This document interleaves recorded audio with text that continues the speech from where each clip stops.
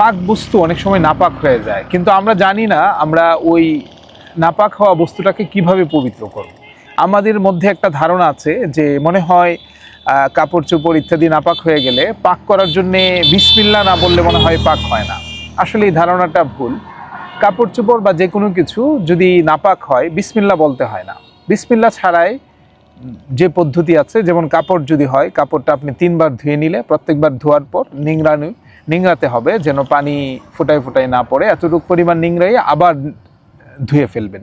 এভাবে 3 বার ধোয়ার পর যে কোনো কাপড় অথবা বস্তু এটা পবিত্র হয়ে যায়। তবে এখানে একটা প্রশ্ন থাকে যে কাপড় তো নিংড়ানো যায়, কিন্তু এরকম কোনো কিছু যেটা নিংড়ানো সম্ভব না, মনে করেন কোনো এমন শক্ত কোনো বস্তু নাপাক হয়ে গেছে, তো ওই বস্তুটা কিভাবে পাক করতে হবে? এটা পাক করার পদ্ধতি হচ্ছে আপনি একবার ধুবেন, ধুয়ে আপনি এটা টানিয়ে রাখবেন অথবা রেখে দিবেন। পানি টপ টপ করে পড়া বন্ধ হলে আবার ধুইতে হবে, আবার টানিয়ে রাখবেন। এভাবে 3 বার করলে তখন ওই বস্তুটাও, যেমন চাটাই হইতে পারে অথবা এই ধরনের কোনো বস্তু, কাঠ হইতে পারে, এই ধরনের কোনো বস্তু আপনি এভাবে পবিত্র করলে 3 বার লটকে রাখার পর অথবা রেখে দিলে পানি যখন টপ টপ করে পড়া বন্ধ হয়ে যাবে, 3 বার এরকম করলে তখন ওই বস্তুটাও পবিত্র হয়।